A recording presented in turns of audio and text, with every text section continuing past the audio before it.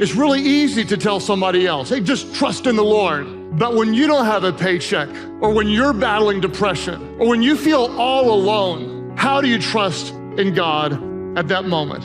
And David says this, I hope this builds your faith. He says, the Lord is a refuge for the oppressed. If you feel hurting, if you feel alone, if you feel oppressed, the Lord is a refuge for you. My strength, come quickly to help me. Who are you, God? You are my strength. Paul said in the New Testament that whenever you're weak, whenever you don't have enough strength on your own, whenever you're vulnerable, whenever you're hurting, Paul said, whenever you are weak, God's strength is made perfect in you. In other words, every time you have a weakness, you also have an opportunity to experience God's strength. Give God your weakness.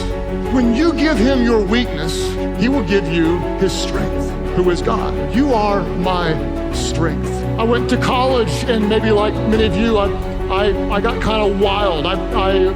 You could say I was majoring in sinning, and my life completely fell apart. I found myself addicted to alcohol, tried to stop, and passed out one night with my head hanging over the edge of a very busy road.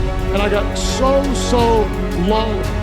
So I tried to pray, but I realized I was praying to a God I did not know. And a gentleman from an organization known as the Gideons gave me a little green Bible, and I started to read it, and suddenly God was not a distant, far-off God that someone else knew, but I started to call on him for myself. And he changed me, he loved me, he became my God. You feel anxious today, you hurt, you feel afraid. Call out on God as if he were your God. Call out on him, cry to him.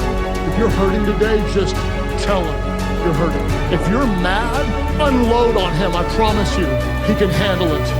I am convinced that God would rather you yell at him than to walk away. How do you trust in him when you feel alone, when you feel anxious and afraid? Those who know his name find it easier to trust his heart.